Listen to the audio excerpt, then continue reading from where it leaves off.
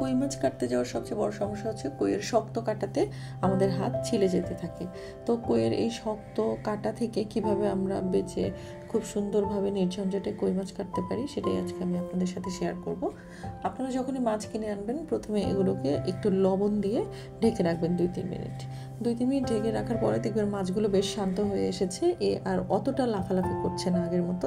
তো মাছের দুই পাশের যে কাটা সেগুলো আপনারা কেচি দিয়ে প্রথমে সুন্দর করে কেটে নেবেন, তারপরে বটি দিয়ে আপনারা মাছের যে আঁশ সেটা ছাড়াতে পারেন, অথবা যদি আপনার হাতে বাসায় হাতের কাছে অন্য কোনো উপায় থাকে, মাছের আঁশ ছেলার আজকাল এক ধরনের যন্ত্র পাওয়া যায়, সেটা যদি থাকে তো সেটা দিয়েও ছাড়িয়ে নিতে পারেন।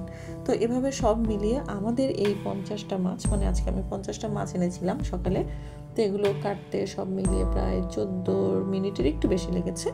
আপনারাও চেষ্টা করবেন নিজেরা বাড়িতে এভাবে এখন থেকে সহজে কই মাছ কেটে নির্ঝঞ্ঝাটে খাওয়ার জন্য।